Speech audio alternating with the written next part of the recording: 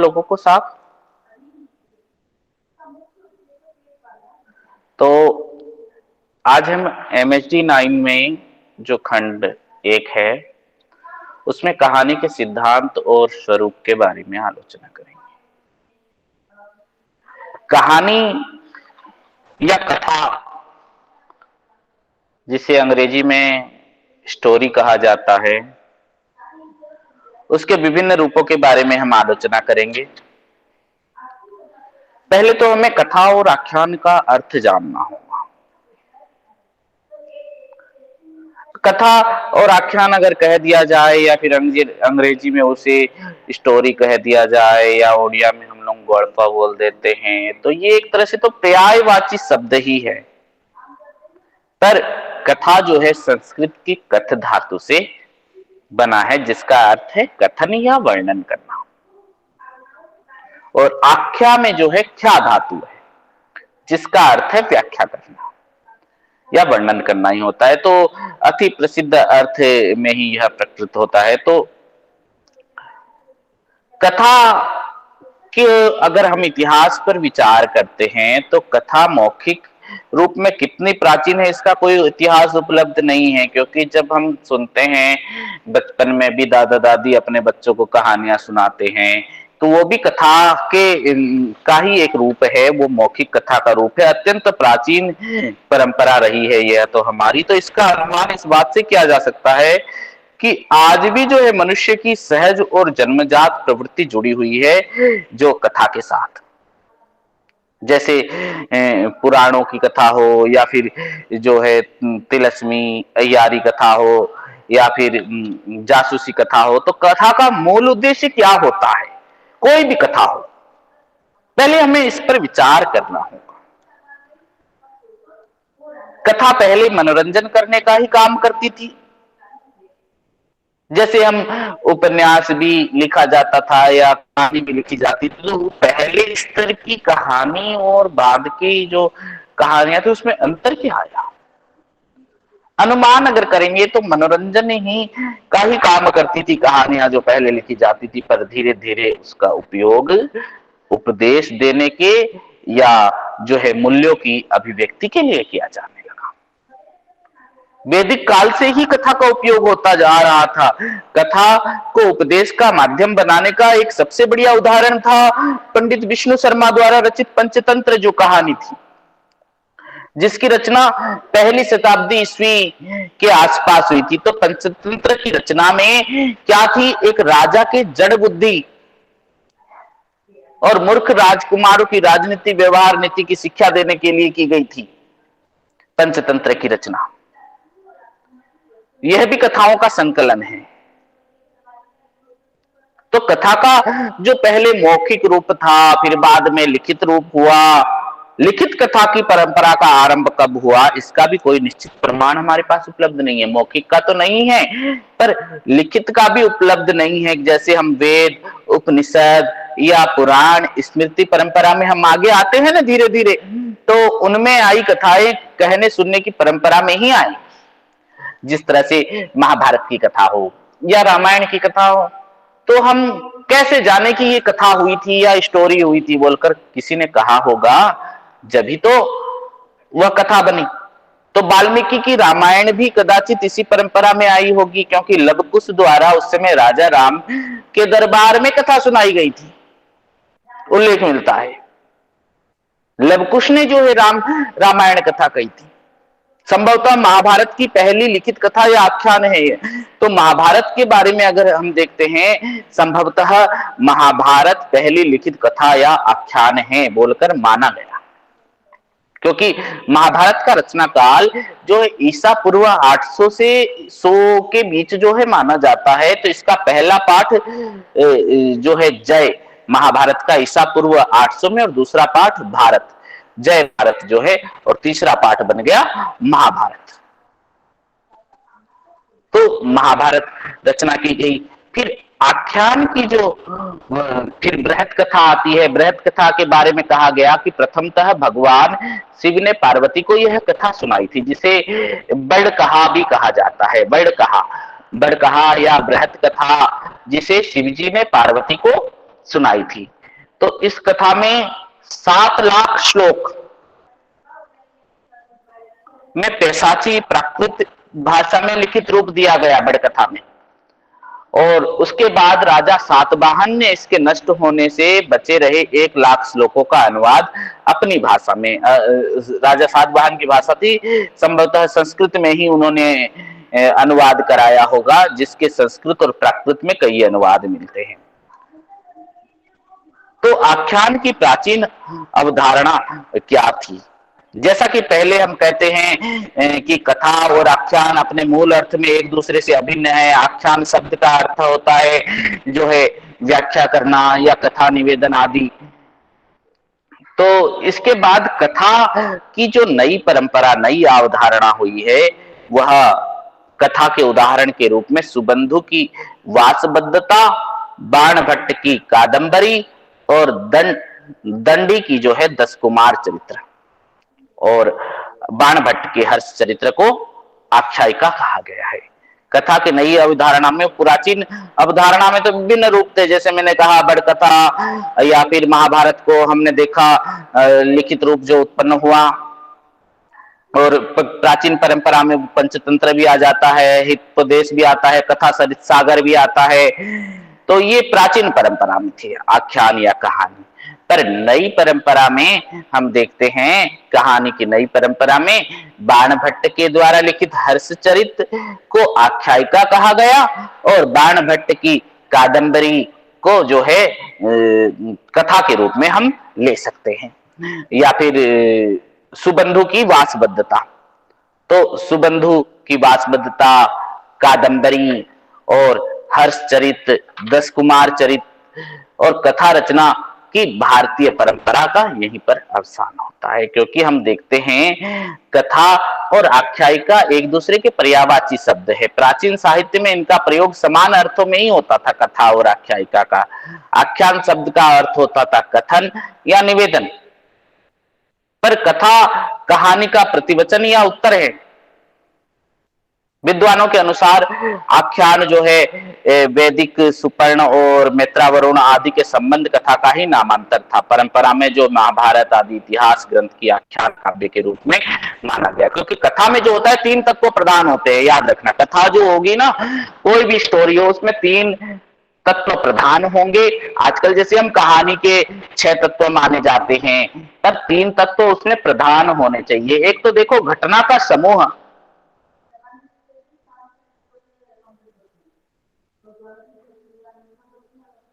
घटना का समूह यानी समयानुक्रम, समय कुछ होना चाहिए, कुछ समय में घटना घटती है।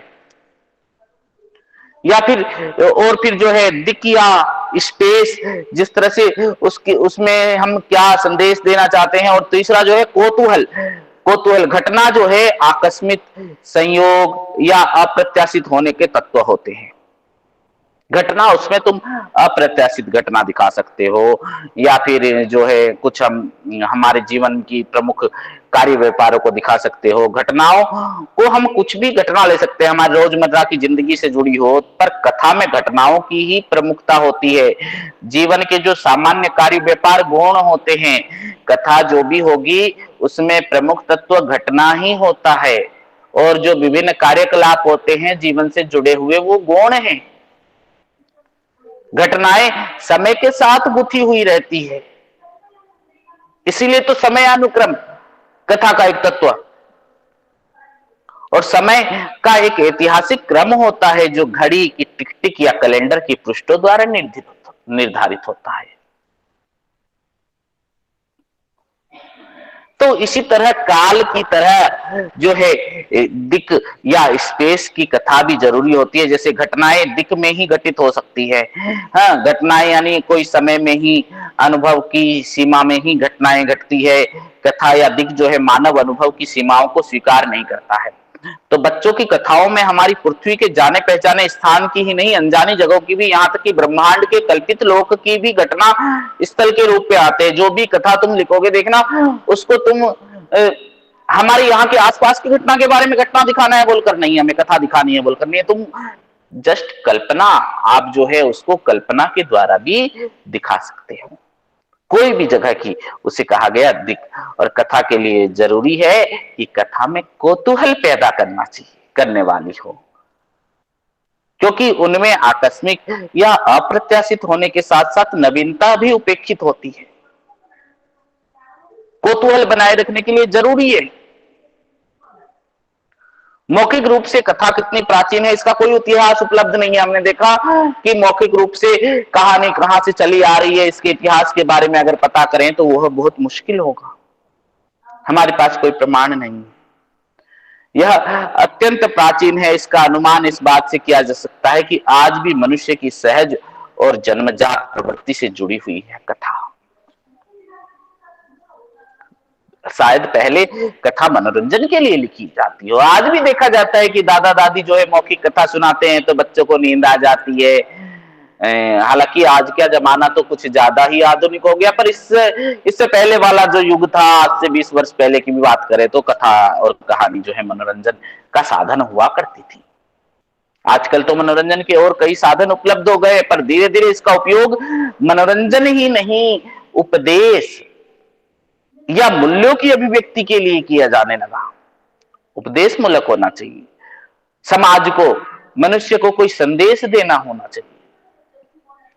तो कथा की लिखित परंपरा का आरंभ कब हुआ, प्रामाणिक विवरण उपलब्ध नहीं है, पर वेद, उपनिषद, पुराण, स्मृति पुराण में आते हैं तो हमें उनमें जो आती है कथाएं या कहानियां, जो भी हम देखते हैं कि महाभारत में हो या रामायण में हो, कहने सुनने की परंपरा में ही होती है ना। वो तो महाभारत में लिखित का प्रमाण मिलता है, तो इसमें 1,00,000 श्लोकों वाले उपाख्यानों को भाग को आद्य भारत कहा गया है। उसके बाद व्यास जी ने क्या किया, 24,000 श्लोकों की भारत संहिता बनाई, जिसे भारत कहा गया।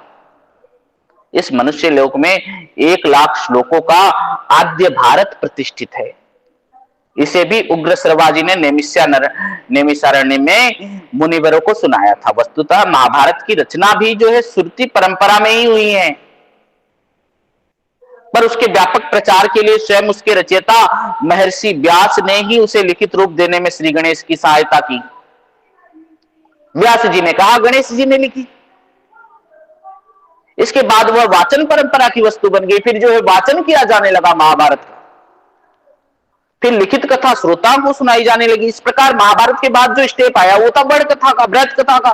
बृहत कथा के बारे में भी कहा गया कि सबसे पहले जो है भगवान शिव ने पार्वती को यह कथा सुनाई थी। फिर गुणाढ्य ने इस कथा को 7,00,000 श्लोकों में पैसाजी प्राकृत में लिखित रूप दिया। पहले सुनने की ही परंपरा रही है कोई भी कथा, उसके बाद वह लिखित रूप में आती है। राजा सातवाहन ने इसके नष्ट होने से बचाने के लिए जो है 1,00,000 श्लोकों का अनुवाद संस्कृत में कराया। पुराणों के अनुसार जो है राजा सातवाहन भी गुणाढ्य का समय में अगर देखें तो इसका पाठ निर्मित हुआ, आज भी उपलब्ध है बृहत कथा। बाद में जो है गद्य काव्य के ही 2 भेद, कथा और आख्यायिका निश्चित किए। कथा, पहले की कथा एक कल्पित थी और दूसरे की ऐतिहासिक, इतिहास के आधार पर कुछ कहानियां बनाई गई और कुछ कल्पना के आधार पर बनाई गई। दंडी के अनुसार सब एक ही जाति के हैं और एक ही जाति का नाम है आख्यान। तो आचार्यों द्वारा जो निरूपित कथा थी, उदाहरण के रूप में सुबंधु की वासवदत्ता या बाणभट्ट की कादंबरी, दंडी का 10 कुमार चरित्र, तो कथा के भीतर की कथा योजना के द्वारा पूरे विजन को जो है कथा संसार में रूपायित कर देना कथा प्रतिभा को ऐसा चमत्कार था कि अब तक संसार की किसी भी भाषा में संभव नहीं हुआ। जैसे विष्णु शर्मा ने पंचतंत्र लिखा, छोटी छोटी कथाओं को एक दूसरे के भीतर नियोजित करके कथा के भीतर कथा, एक बड़ी कथा निर्मित करने का प्रयास किया, जिसके केंद्र में न कोई विषय होता है न कोई जो है बड़ा विजन होता है अभिव्यक्ति देने के लिए। बस एक गुंफित कथाओं द्वारा बड़े आकार की पूरी पुस्तक निर्मित करने वाली कथा जो है वो बाणभट्ट की, जैसे कादंबरी भी इसी तरह की कथा थी, या बाणभट्ट की दूसरी रचना हर्षचरित, जिसमें श्री हर्ष का चरित्र के बारे में प्रस्तुत किया गया है।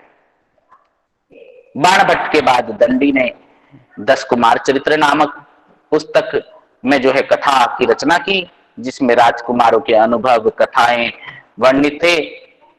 और 10 कुमार में जो है उसका पात्र था मगध का राजकुमार राजवाहन।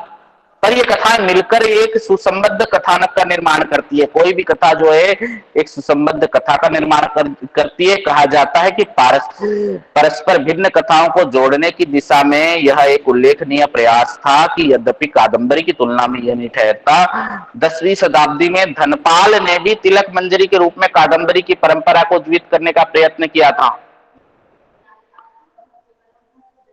तो धीरे धीरे जो है इस तरह से कथा का जो है विकास हम देखते हैं। तो कहानी का जो अर्थ है, कहानी किसे कहेंगे, कहानी का अर्थ क्या है, सबसे पहले तो ये जानना होगा कि कहानी का मूल रूप कथा ही है क्या।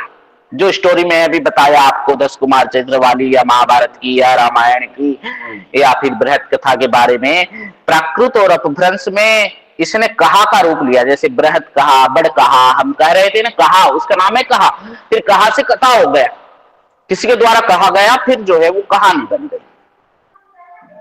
बड़ कहा जो है या फिर भविष्य दत्त कहा, इसके उदाहरण है। तो कथा का उनवाचक रूप का कहानियां, अपभ्रंश का जो है कहानी पद होता था।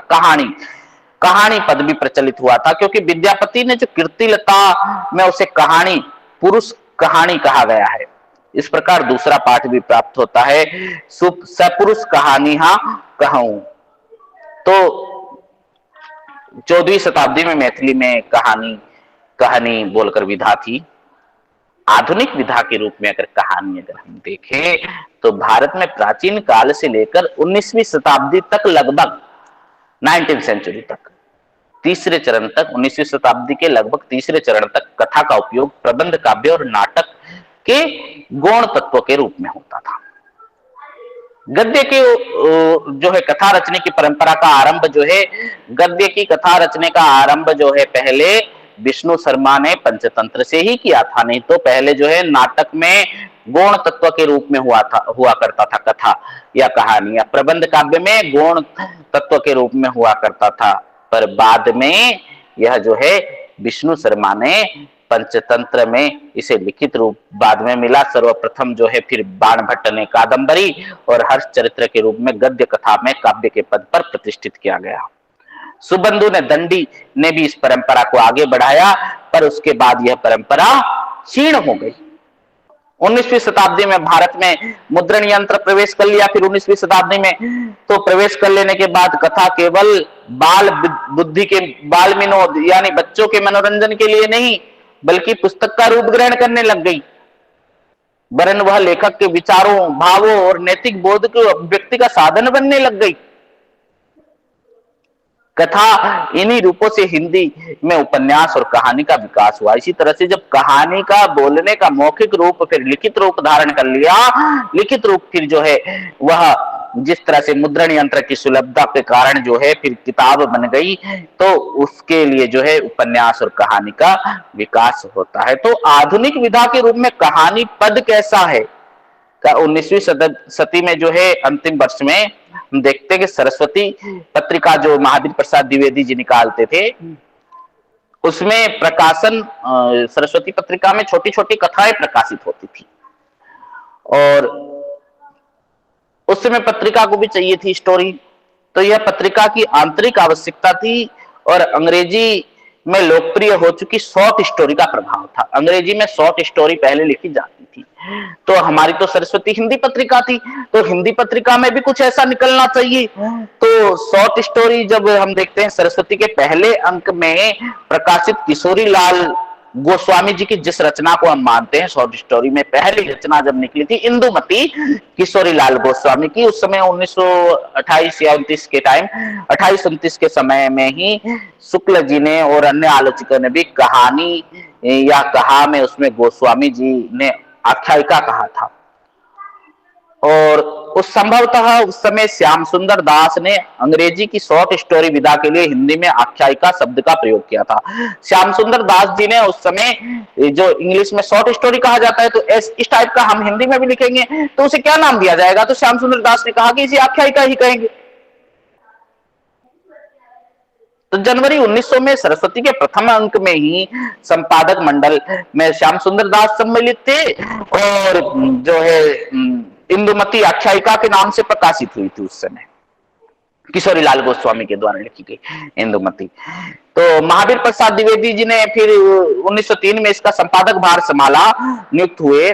तो बाद में इस कथा विधा के आख्यायिका पद को स्वीकार कर लिया गया और आख्यायिका खंड, जिस तरह से मैगजीन में एक एक खंड निकलता है ना, जैसे मनोरंजन का खंड, संपादकीय खंड, इस तरह से आख्यायिका खंड निकलने लगा। हम अभी पढ़ रहे हैं जिस तरह से कहानी किस तरह से कथा से आख्यायिका बनकर विकसित होते होते होते आज हमारे सामने किस तरह से उपलब्ध होगी, हम इसको जानना है। फिर उसके बाद हमारे कोर्स में बहुत सारी कहानियां हैं, भारतीय कहानियां, भारतीय जो है अन्य भाषाओं की कहानियां, विदेशी कहानियां, उन सबकी हम चर्चा करेंगे। तो इसके बाद हम देखते हैं कि जब सरस्वती पत्रिका में आख्यायिका खंड निकलने लग गया, तो आख्यायिका खंड शीर्ष स्तंभ में जो है खुद की 4 आख्यायिकाएं, 3 देवता, महारानी चंद्रिका और स्वर्ग की झलक और भारतवर्ष का तारा प्रकाशित थी। इसके बाद तो नियमित रूप से सरस्वती पत्रिका में कहानियां छपने ही लग गई मानो। तो उल्लेखनीय है यहाँ की कथा और आख्यायिका का भेद फिर भुला दिया गया। इसमें हमको पता नहीं चला, जब स्तंभ में निकलने लगी सारी तरह की कहानियां, तो कौन सी कथा है और कौन सी आख्यायिका है। व्याख्या कितना किसी ने व्याख्या किया है या किसी ने कथा सुनाई है। तो भामह के अनुसार कथा की वस्तु कल्पित है। हमारे संस्कृत के विद्वान भामह ने कहा कि कथा की वस्तु जो है कल्पित होती है, जबकि आख्यायिका की ख्यात अथवा ऐतिहासिक होती है। तो एक रोचक तथ्य यह भी है कि स्वयं किशोरी लाल गोस्वामी ने इंदुमती को तो आख्यायिका, ऐतिहासिक होना चाहिए, सत्य होना चाहिए, पर अपनी इसी श्रेणी की दूसरी रचना जो है गुलबहार को उपन्यास कहा था। तो स्वयं शुक्ल जी ने अपनी जो है शुक्ल, आचार्य रामचंद्र शुक्ल की भी एक कहानी थी 11 वर्ष का समय, को भी आख्यायिका ही कहा था आचार्य रामचंद्र शुक्ल ने भी। तो थोड़े दिनों बाद फिर जयशंकर प्रसाद ने अपनी छोटी छोटी कथा को आख्यायिका नाम से प्रकाशित किया, जिस तरह से इंदु आख्यायिका, मर्यादा, माधुरी, विशाल भारत, इस तरह से कई पत्रिकाओं में, पत्र पत्रिकाओं में छपने लग गए। हिंदी में बंगला और अंग्रेजी के प्रभाव से कहानी लेखन का प्रकाशन आरंभ हुआ, पर उसके नामकरण के स्वरूप का निर्धारण की प्रक्रिया लंबे समय तक चल रही है। उसे अब कहे क्या, शॉर्ट स्टोरी के चक्कर में आ तो गई आख्यायिका और कहानी गल्प, पर उसे हम कहे क्या समझ में नहीं आ रहा था। सच पूछे तो आज भी जरूरी है कि आख्यायिका क्या है और कथा क्या है। अगर हम पूछे तो इस पर आज अंतर लगाना बहुत ही मुश्किल हो गया, क्योंकि लगभग 1936 तक आख्यायिका, गल्प और कहानी पद साथ साथ प्रयोग में चलते रहते थे। आख्यायिका, गल्प और कहानी 1936 तक तीनों को एक ही समझा जाता रहा। तो प्रेमचंद ने 1906 में प्रकाशित अपने कहानी संग्रह सोजे वतन की भूमिका में पहली बार शॉर्ट स्टोरी पद के अर्थ में कहानी पद का प्रयोग किया। प्रेमचंद का जो है, आप कहानी संग्रह के बारे में जानते होंगे, सोजे वतन के बारे में। तो सोजे वतन में पहली बार प्रेमचंद जी ने कहानी शब्द का प्रयोग किया। और हिंदी में आने के बाद वे कहानियों को भी अभी कभी कहानी, कभी आख्यायिका और कभी गल्प कहते रहे। तो प्रेमचंद 1936 तक एक उच्च कोटि के कहानीकार के रूप में प्रतिष्ठित हो चुके थे।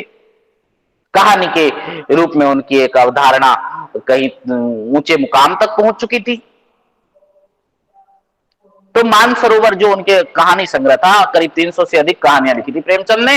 तो मानसरोवर के प्रथम भाग के प्रकाशन से स्पष्ट हो गया कि जब तक शॉर्ट स्टोरी के लिए किसी निश्चित हिंदी पद का चयन नहीं कर सके, पर जहां तक शॉर्ट स्टोरी या छोटी कहानी की अवधारणा का सवाल है, तो इसका बोध हो चुका था कि हम देखते हैं कि आचार्य रामचंद्र शुक्ल ने जो हिंदी साहित्य का इतिहास लिखा, उसमें शॉर्ट स्टोरी के लिए हिंदी साहित्य के इतिहास में छोटी कहानी बोलकर पद का प्रयोग किया और शुक्ल जी ने उसको स्वीकृत कर लिया, पद को मोहर मिल गई। और बाद में चौथे दशक में शॉर्ट स्टोरी के लिए छोटी कहानी या संक्षेप में कहानी, संक्षेप में छोटी कहानी तो बोलने बोलने के चक्कर में अब कहानी ही सिर्फ बोलने लग गए। जैसे उपन्यास एक बड़ी कहानी हो गई, पद आलोचकों के लिए और कहानीकारों दोनों के बीच लगभग मान्य रहा।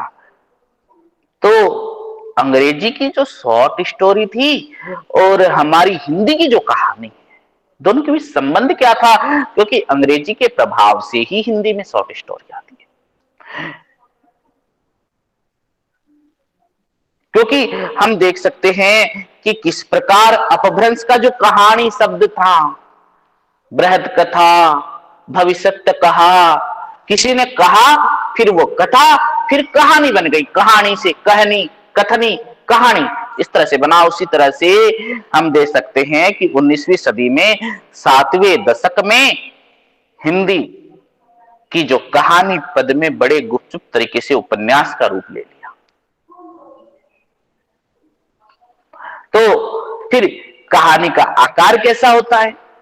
छोटी कहानी तो हम कह दिए, आकार की दृष्टि से छोटा होना चाहिए छोटी कहानी को, तो पर उपन्यास और कहानी में भेद पहचानने में यही बस एक जो है अंतर था कि आकार माना जाता है, उपन्यास का आकार बड़ा और कहानी का आकार जो है छोटा होता है। पर छोटा और बड़ा शब्द सापेक्ष, उसका कोई निश्चित मापदंड नहीं जाए। कितना छोटा और कितना बड़ा अगर तुमको पूछोगे तो उसका उत्तर नहीं हो सकता। कितना छोटा और कितना बड़ा, क्योंकि छोटी कहानी या शॉर्ट स्टोरी की एक क्लासिक परिभाषा यह है कि शॉर्ट स्टोरी की परिभाषा क्या है छोटी कहानी कि उसे एक बैठक में ही समाप्त हो जाना चाहिए, एक बार में ही पढ़कर हमें जो है उसे खत्म कर देना चाहिए। उसी प्रकार पाश्चात्य विद्वान एडगर एलन पो के अनुसार कहानी मात्र इतनी लंबी होनी चाहिए कि वो आधे घंटे से लेकर 2 घंटे में समाप्त की जा सके। उसी तरह उसी और कोई कह रहा है कि 2 घंटे भी लग सकते हैं उसे समाप्त करने में, या एक बैठक या आधे घंटे से लेकर 2 घंटे में भी पढ़ जाना कहानी के आकार का कोई निश्चित मापदंड नहीं हो सकता। और कुछ परिभाषाएं तो कहते हैं कि इसमें जो है वर्ड्स की लिमिट भी कर दी गई, यानी शब्द जो है 7500 से अधिक नहीं होनी चाहिए, अधिकतम 20,000 या फिर न्यूनतम 1000 शब्द, ऐसे वो भी कह रहे हैं। तो कहानी की पहचान का मुख्य आधार जो है आकार, कहानी की पहचान का मुख्य जो है स्थूल मानक ही बन सकता है। यह तो स्वीकृत तथ्य है कि उपन्यास बड़ा होता है और कहानी छोटी होती है।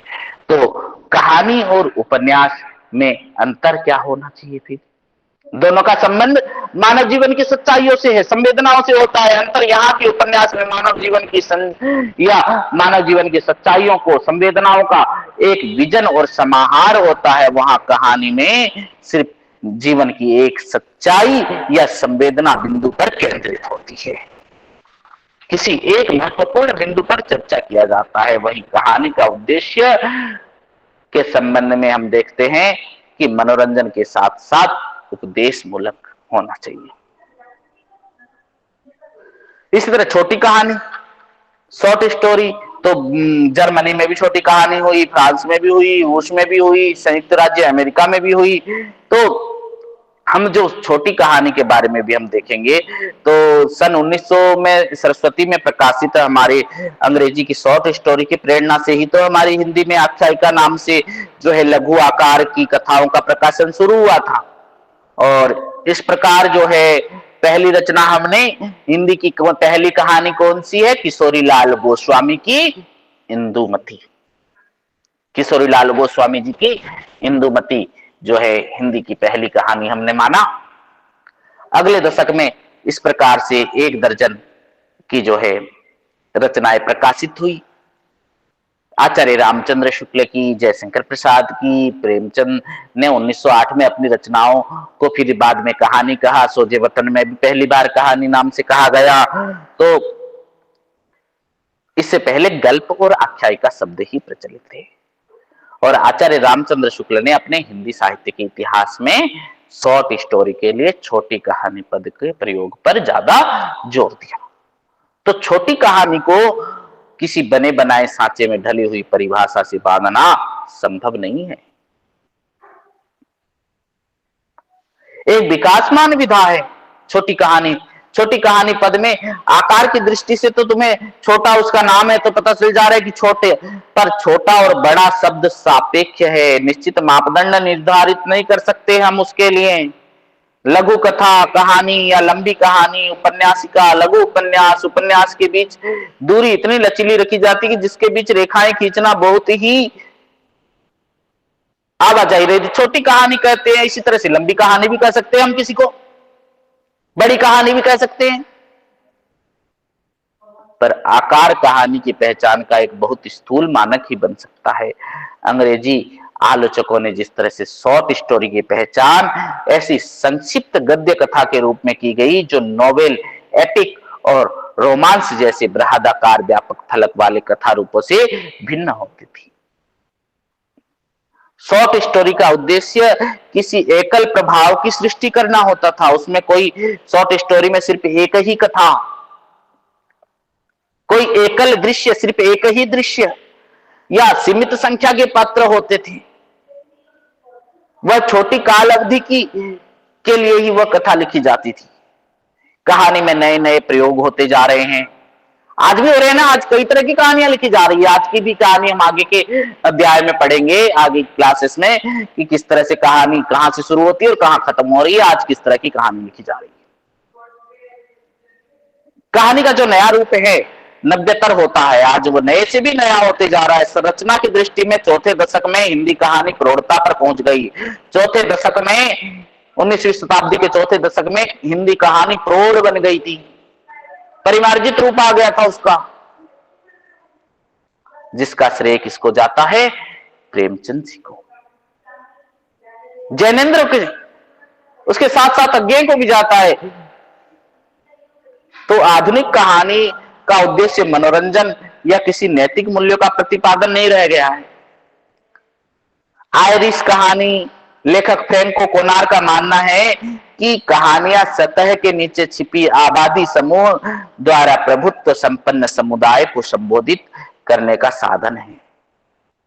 हिंदी के आरंभिक कहानीकारों ने भी इसका अनुभव किया था और उन्होंने कमोबेश मात्रा में समकालीन स्त्री की पीड़ा, जिस तरह से आज एक नई कहानी लेखिका भी आ रही हैं, एक गुट बन गया है उषा प्रेमदा या कृष्णा सोबती, तो ये जो है स्त्री जीवन की पीड़ा, मन्नू भंडारी, इनकी कहानियों में स्त्री जीवन की पीड़ा की पुकार और प्रभुत्व संपन्न जो पुरुष प्रधान समाज है उसके बारे में बताया गया है। तो छोटी कहानी और कहानी के बारे में यही मत है। तो कहानी और अन्य गद्य विधाओं में क्या अंतर है, दोनों में क्या समानता है, उसको हम देखते हैं। क्योंकि गद्य विधाएं बहुत सारी है, कहानी, उपन्यास, ये तो कथा साहित्य है। इसके साथ साथ जिस तरह से हमने कथा या आख्यायिका को पढ़ा, ऐसे तो कथा तो एक किसी की आत्मकथा भी हो सकती है, किसी की जीवनी भी हो सकती है, किसी कोई तुम कहीं पर घूमने गए हो तो उसका संस्मरण भी हो सकता है, यात्रा वृत्तांत भी हो सकता है, किसी को बारे में सोचकर लिख रहे हो, रेखा चित्र भी हो सकता है, ललित निबंध भी हो सकता है। तो इन सब में अंतर क्या है? हालांकि कई विद्वान इसमें भेद को स्वीकार नहीं करते हैं कि कहानी में और इन विधाओं का में जो है भेद है, परंतु इनका रचनात्मक स्तर, अगर रचनात्मक दृष्टि से अगर देखें तो इसमें सम्मिश्रण भी है। अनुशंसन करने के लिए भी विधाओं की अलग अलग पहचान जरूरी है। हमें अगर पहचान ना हो तो कैसे पहचानेंगे कि ये यात्रा वृत्तांत है, ये आत्मकथा है, ये जीवनी, अगर सबको ही अगर हम कथा मान लें तो विधाओं का आपसी में भेद होना चाहिए, स्पष्टता दर्शाएंगे। तो उपन्यास का आकार तो मैंने जैसे बड़ा होता है बता दिया, जो गद्य में रचित होती है, और हम देखते हैं कि उसमें जीवन की पूरी घटना का वर्णन रहता है और कहानी में किसी एक अंग का रहता है। तो तो वही नाटक में अगर हम देखें तो नाटक गद्य और पद्य दोनों में होता है, गद्य नाटक और पद्य नाटक भी होता है, तो अलग अलग और विस्तृत रूप से भी रचित होता है। तो यह संसार की सारी समृद्ध भाषाओं में अत्यंत प्राचीन समृद्ध और वैविध्यपूर्ण विधा है। कहानी से भी पुरानी विधा है नाटक। तो भारत में इसे दृश्य काव्य की परंपरा में बहुत प्राचीन समृद्ध और वैविध्यपूर्ण कहते हैं हम। तो इसकी मुख्य पहचान यह है कि यह संवादों में रचित होता है। कहानी और नाटक में क्या हो गया अंतर, उसमें संवाद अधिक रहते हैं नाटकों में। रंग निर्देश की अपनी एक खास पहचान है। इसका जो है कथ्य, ऐतिहासिक, कल्पना प्रसूत और यथार्थ मिथकीय कुछ भी हो सकता है। इसी प्रकार रेखा चित्र यानी स्केच, रेखा चित्र पर अंग्रेजी के स्केच के वजन पर इसे गढ़ा गया है, हिंदी में रेखा चित्र आया। स्केच यानी जो मूलतः चित्रकला का एक अंग है स्केच। इसमें चित्रकार क्या रेखाओं द्वारा चित्र करता है तो कुछ चित्र बन जाता है। उसी प्रकार रंगों का प्रयोग एकदम इसमें नहीं होता है, व्यक्ति या दृश्य अंकित करता है तो आकृतियां भी कभी कभी संकेतित होकर रह जाती है। तो उदाहरण के लिए महात्मा गांधी का रेखा चित्र उनके लिए क्या है, चश्मा, लाठी, मुस्कान की रेखाओं द्वारा ही पूरा हो सकता है। तो साहित्य में जिसे रेखा चित्र कहते हैं वो कम से कम शब्दों में किसी वस्तु, व्यक्ति या दृश्य का अंकन किया जाए। चित्र और साहित्य में अंतर यह है कि जहां चित्र में रेखाओं का प्रयोग किया जाता है वहां साहित्य में कम से कम शब्दों का। रेखा चित्र में वर्णन की बहुलता, सजीवता, सजावटी किस तरह से करोगे, अलंकृत भाषा या शैली के द्वारा उपेक्षित नहीं होता, इसलिए रेखा चित्र को शब्द चित्र भी कहा जाता है। आत्मकथा यानी जब कोई लेखक मैं शैली में अपनी जीवनी लिखता है तो उसे आत्मकथा की संज्ञा दी गई। और आत्मकथा का सबसे बड़ा गुण क्या है, लेखक की ईमानदारी। और वह न तो अपने जीवन से कोई संबंधित तथ्य को छुपाता है और न ही आत्म प्रशंसा के लिए कुछ वह प्रछन्न प्रयास करता है। तो वही जो है मैं शैली में लिखा गया वह था आत्मकथा। अपने जीवन के बारे में कल्पना के लिए उसमें कोई भी जगह नहीं होती है। उसी प्रकार संस्मरण एक साहित्यिक विधा है जिसमें लेखक अपने अनुभव जगत के किसी व्यक्ति या दृश्य या प्रसंग को संवेदनात्मक तीव्रता के साथ प्रस्तुत करता है। और संस्मरण में जो है लेखक जो है अपने संबंध में लिखता है कि वह आत्मकथा, और यदि वह अन्य व्यक्तियों के संबंध में लिखता है तो वो जीवनी के निकट होता है। दूसरे लोगों के बारे में लिखेगा तो संस्मरण जो है, संस्मरण को अंग्रेजी में क्रमशः रेमिनिसेंसन या मेमोयर्स कहा जाता है। ललित निबंध भी इसी तरह जो एक ललित अभिव्यक्ति को ही ललित निबंध कहा गया। इसके लिए न तो कोई सीमा निर्धारित होती है, इसमें न तो कोई विषय का बंधन होता है, कोई भी विषय पर तुम निबंध लिख सकते हो ऐसे जिस तरह से। तो इसी तरह और कई विधाएं हैं, रिपोर्टाज है, फीचर है। कहानी और उपन्यास में ही मूल हम अंतर देखने को पाते हैं, कहानी और नाटक में, कहानी और रेखा चित्र में। और जो विभिन्न प्रकार की गौण विधाएं हैं, जिस तरह से संस्मरण हुआ, ललित निबंध हुआ, फीचर हुआ, रिपोर्टाज हुआ, वह अलग है। क्योंकि कहानी का कथा संसार जो है कल्पना प्रसूत और यथार्थ होता है, पर उपन्यास की अपेक्षा कहानी का आकार बहुत छोटा, उसका कथा संसार भी जीवन का एक अंश या टुकड़ा मात्र होता है। हमने ये देखा कहानी और उपन्यास में मूल अंतर। और नाटक में क्या देखा, नाटक में गद्य पद्य में दोनों में होते थे, मिश्रित रूप होता था, पर कहानी में केवल गद्य में ही लिखी जाती है। संवाद योजना कहानी में होते हैं पर रंग निर्देश नहीं होता, इसके बाद क्या होने वाला है, पर्दा गिरेगा या नहीं गिरेगा, ये नहीं बताया जाता। आत्मकथा से भी कहानी भिन्न होती है। आत्मकथा में लेखक अपने जीवन की ईमानदारी के साथ प्रस्तुत करता है, उसमें कल्पना का कोई स्थान नहीं होता है, पर कहानी तो कल्पना प्रसूति ही है। और संस्मरण तो आत्मकथा का ही एक अंग है। संस्मरण लेखक अपने निजी अनुभवों को लिखित रूप देता है और कल्पना की इसमें कोई गुंजाइश नहीं होती। कहानी में ऐसा नहीं होता, कहानी में तो कल्पना ही रहती है। तो हम देखते हैं कि कथ्य की दृष्टि से कहानी और उपन्यास में मौलिक अंतर ज्यादा नहीं है। दोनों जीवन के यथार्थ का चित्रण करती है। अंतर यह है कि उपन्यास में प्रस्तुत जीवन व्यापक एवं वैविध्यपूर्ण और जटिल होता है, जबकि कहानी में वो सीमित और सरल होता है। कहानी और उपन्यास का एक अंतर यह भी है कि उपन्यास में एक विजन होता है, जबकि कहानी में संवेदना से जुड़ी होती है। कहानी का आकार नाटक की अपेक्षा उसके भेद एकांकी के अधिक निकट होता है। जिस तरह से नाटक का एक भेद क्या है, एकांकी।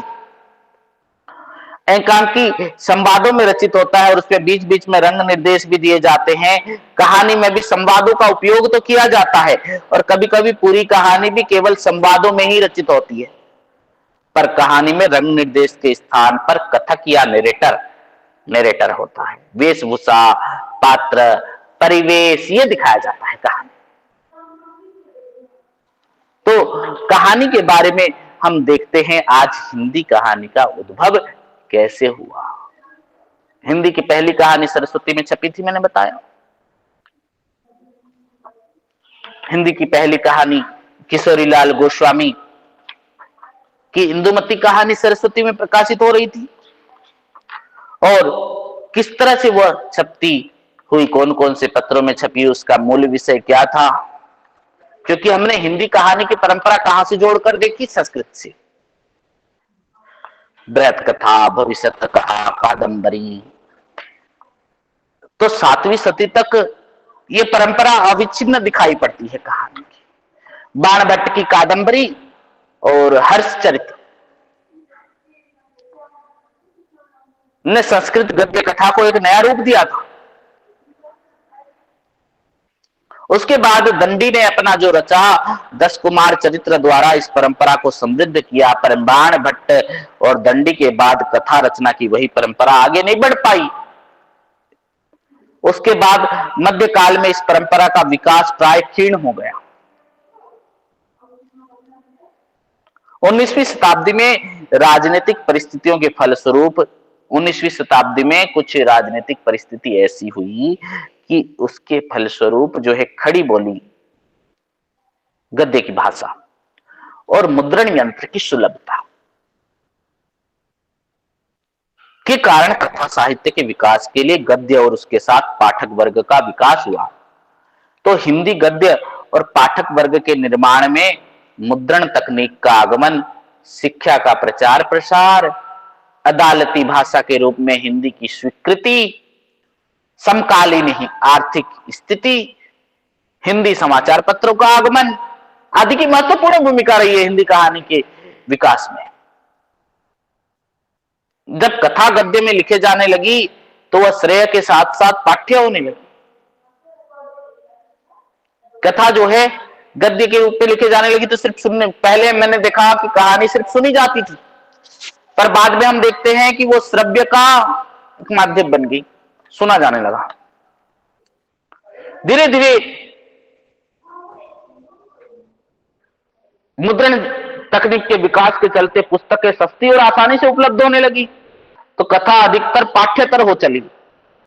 शिक्षा के प्रसार, शिक्षित होने लग गए अधिक लोग, आर्थिक स्थिति भी बेहतर होने लग गई, पाठक वर्ग का जो है प्रचार प्रसार होने लगा, पत्र पत्रिकाएं निकलने लगी, उसमें कहानी निकल रही थी। तो भारत में इस प्रकार से की परिस्थितियों में औपनिवेशवादी शासन में के बाद जो है यह स्थिति निर्मित हुई।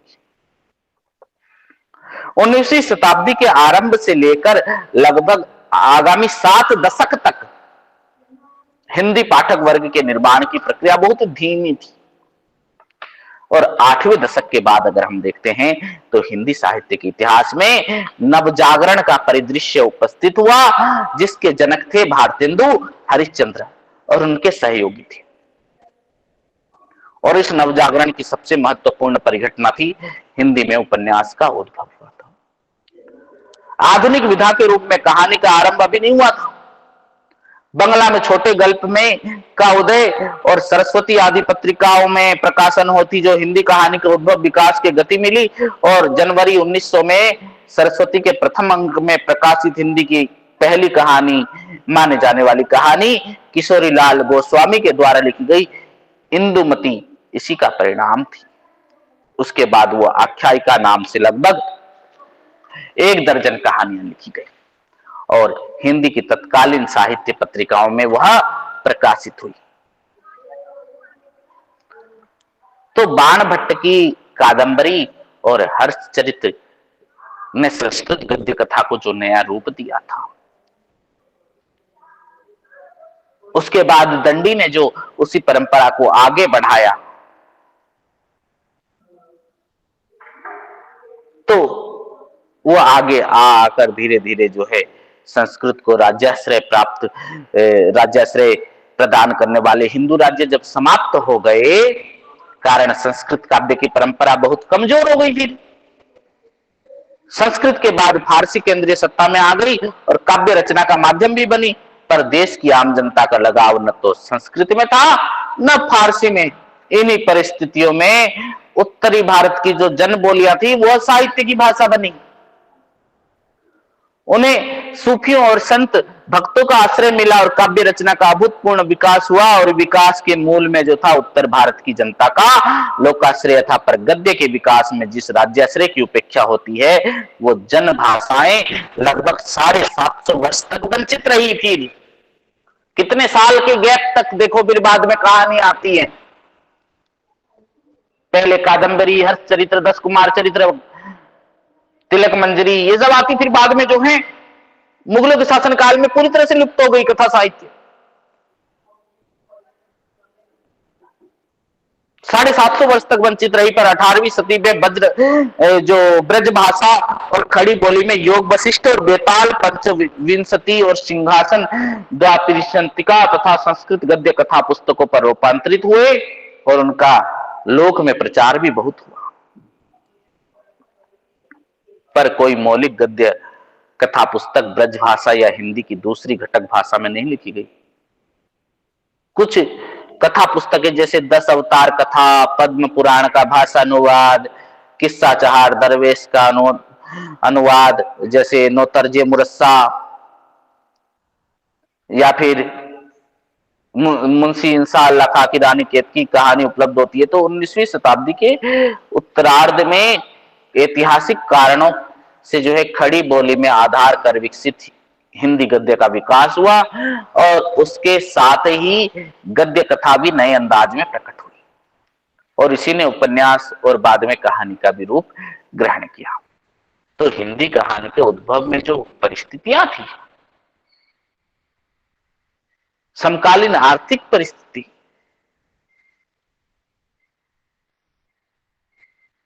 जिस तरह से पाठक वर्ग का विकास, हिंदी गद्य और पाठक वर्ग के निर्माण में मुद्रण तकनीक के आगमन से, शिक्षा के प्रसार से या अदालती भाषा के रूप में हिंदी की स्वीकृति, समकालीन आर्थिक स्थिति जैसे हिंदी समाचार पत्रों के आगमन जैसे तिलस्मी, जासूसी, कथा पुस्तकों के प्रकाशन आदि में महत्वपूर्ण भूमिका थी।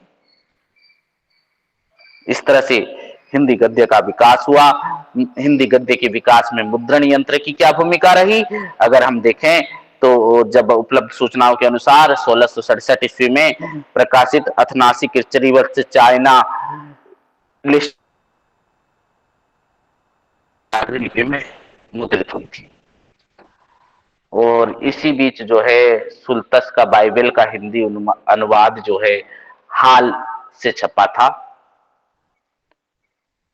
वहीं से जो है पोर्ट विलियम कॉलेज की स्थापना की गई 19वीं सदी के आरंभ में।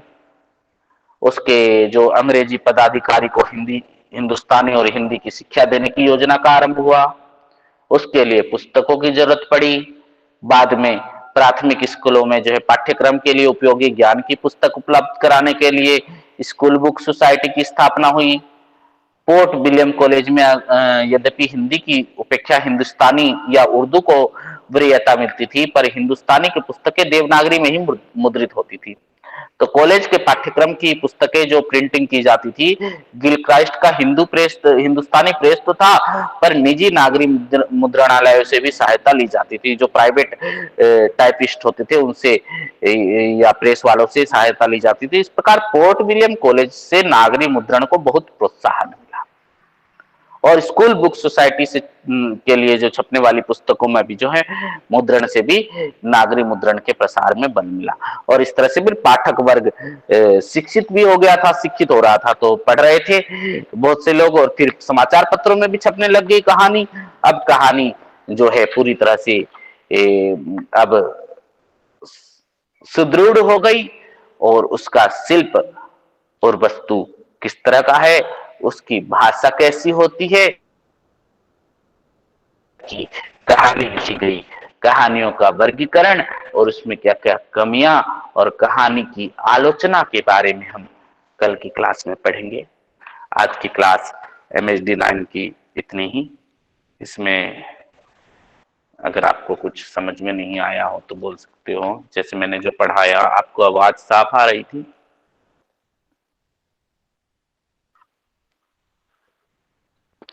जी सर। सर मुद्रण का मतलब क्या हाँ, होगा? मुद्रण यानी जो प्रेस, प्रिंटिंग प्रेस होता है ना जी जी। कोमल और जी। सर जो कथा। कोमल जी, जो प्रिंटिंग प्रेस पहले नहीं थी हमारे पास अवेलेबल। तो जब प्रिंटिंग प्रेस जब पोर्ट विलियम कॉलेज की स्थापना की गई तो वहां पर मुद्रण यंत्र भी स्कूल बुक सोसाइटी की तरफ से मुद्रण यंत्र जो है किताबें छापने के लिए लाया गया। इससे पहले सिर्फ लिखा जाता था, कहानी लोगों तक पहुंच नहीं सकती थी। कहने की परंपरा में तो कहकर सब जगह तक पहुंचाया जा सकता था, पर लिख कर पहुंचाया तो कहीं पर भी जा सकता है ना। उसको स्थायी रूप बनाने की चेष्टा जो की गई, तो इस तरह से कहानी के विकास में मुद्रण यंत्र की भी एक तरह से प्रमुख भूमिका रही है। ठीक है कोमल जी। जी सर। सर और एक है कि कथा के 3 तत्व है, एक तो घटना का समूह और एक कौतूहल, और तीसरा पॉइंट क्या होगा हाँ, सर? तीसरा जो मैंने बताया वो था जिस तरह से कहानी में 3 तत्व होते हैं, दिक या स्पेस। जिस तरह से कहानी में जो घटना होगी ना वो किसके साथ होगी, स्पेस। यानी पहले तो घटना होगी काल, हाँ। दिक या स्पेस के लिए जो है जरूरी होता है घटनाएं दिक में घटित होती है, यानी कहां पर घटित तो होगी। घटना तो हो गया, एक पहला था घटना या समय अनुसार, फिर वो कहां पर होगी, स्पेस, दिक, यानी उसकी कोई दिशा होनी चाहिए। घटना कहां पर घटेगी, हाँ। फिर घटना जो घटेगी उसमें कुछ कौतूहल होना चाहिए, सस्पेंस भी रखना चाहिए। वो 3 नंबर पॉइंट, हाँ। जी सर। दिक, थैंक यू। दिक या स्पेस। ठीक है। जी सर। Thank you. ठीक है, फिर अगली क्लास में पढ़ेंगे। जी सर। हाँ, कल फिर 2:30 बजे क्लास करेंगे। ठीक है, आज के लिए जी इतना ही। सर। ठीक है, ओके, थैंक यू रखता हूँ। सर। हाँ, हाँ, वेलकम।